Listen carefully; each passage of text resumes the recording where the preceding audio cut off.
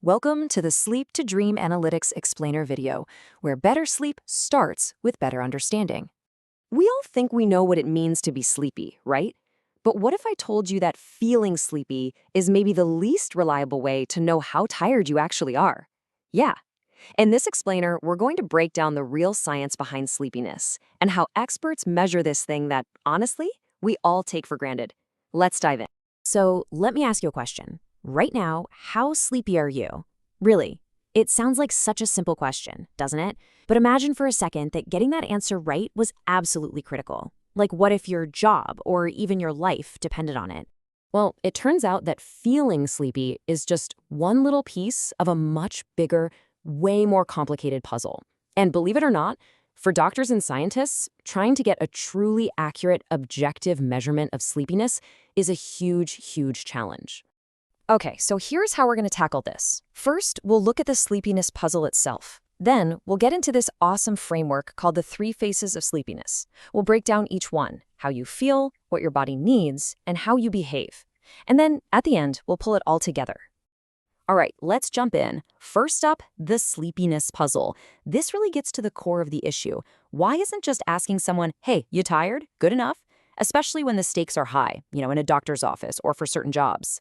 This really shows why we're just not great judges of our own sleepiness.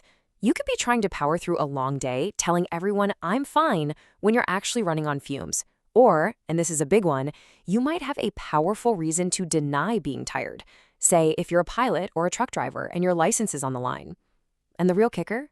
The science shows that being sleepy literally clouds your judgment about how sleepy you are. It's a catch-22. So, if you can't always trust what people say, how do experts get to the truth? Well, this is where a brilliant framework comes in. Researchers came up with this idea that we should stop thinking about sleepiness as just one thing. Instead, we should see it as having 3 totally separate, measurable sides to it. Okay, face number 1 is the one we're all super familiar with. Introspective sleepiness. This is all about your personal, subjective feeling. It's you basically asking yourself, how tired do I feel right now? It's just how you feel. But then you've got phase number 2, and this one's completely different. It's called physiologic sleepiness. This has 0 to do with your feelings and everything to do with your body's biology. Think of it as your body's physical, biological need for sleep. It's a pressure that's building up inside you, whether you notice it or not. And finally, that leads us to the 3rd phase. Manifest sleepiness. This is what happens when that biological need gets so strong it starts spilling out into the real world. We're talking about the stuff people can actually see. The yawning, the head nodding, making simple mistakes. This is when sleepiness starts changing how you behave. All right, so let's dig into that first one. How in the world do you actually measure something so personal? How do you measure how someone feels? Well, the go-to tool is a surprisingly simple but really clever questionnaire. It's called the Epworth Sleepiness Scale, or ESS for short. And this is what's so smart about it. Instead of a vague question like, so how sleepy are you on a scale of 1 to 10, it puts you in real-life situations. It asks, what are the chances you doze off while sitting and reading, or while you're a passenger in a car? By doing this, it cleverly turns a very subjective feeling into a number, a standardized score. And a high score, well, that can be a real red flag for a serious problem. Okay, but what about that hidden biological need?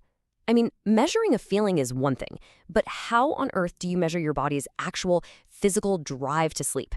How do you put a number on that? For that, you have to go to a sleep lab. The gold standard test here is called the Multiple Sleep Latency Test, or MSLT. Basically, they put you in a quiet, dark room and give you a few chances to take a nap during the day. The instruction they give you is super simple. Try to fall asleep, and then they just time you. They measure exactly how quickly you conk out. And here's the magic number. The time it takes you to fall asleep, that's called your sleep latency. And if your average time to fall asleep across all those naps is less than 8 minutes, that's a big deal. For doctors, that's a major sign of excessive physiologic sleepiness. It's objective proof that your body is screaming for sleep. Okay, so we've covered how you feel and what your body needs. Now for that 3rd phase, your behavior. Can you actually do what you need to do? Can you stay awake when it really, really matters? To measure this, they use a test that is pretty much the exact opposite of the last one. It's called the Maintenance of Wakefulness Test, or MWT. The setup looks the same. You're in that same quiet, dark room, but the instruction is flipped on its head. This time, they tell you, attempt to remain awake. The whole point is to see if you can actually fight off sleep when you're supposed to. And this really lays out the difference. The MSLT is all about, can you fall asleep? It's measuring that internal sleep pressure, which is crucial for diagnosing something like narcolepsy. But the MWT asks the opposite. Can you stay awake? It's testing your ability to resist sleep, which is what you need to know to decide if someone is safe to fly a plane or drive a truck. See? Totally different questions, totally different tests. So now we have all these different tools measuring different aspects of sleepiness. The big question is, how do doctors know which one to use? Well, it all comes down to what they're trying to figure out. Think of it this way. If the goal is to prove that an overwhelming need for sleep exists, like if they suspect narcolepsy, then you need the MSLT. But if the goal is to prove someone can successfully fight sleep and stay alert, like that truck driver who wants to get back on the road, then the MWT is the right tool for the job. So here's the whole toolkit in one place. For the introspective feeling, you've got the Epworth Scale. For the physiologic need, you've got the MSLT. And for the manifest behavior, you use the MWT.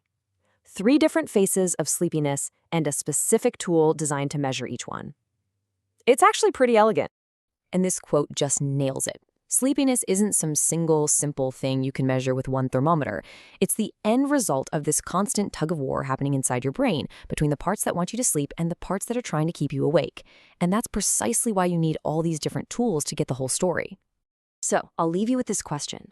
The next time you feel that wave of sleepiness hit you, stop and think about it for a second. Which phase are you really experiencing? Is it just that introspective feeling? Or can you feel that deeper biological need pulling at you? Maybe you only notice it when it shows up in your behavior, when you suddenly can't focus on what you're doing. It's a completely different way to think about something we all go through every single day. Thank you for watching the Sleep2Dream Analytics explainer video. We hope you sleep well and dream easy.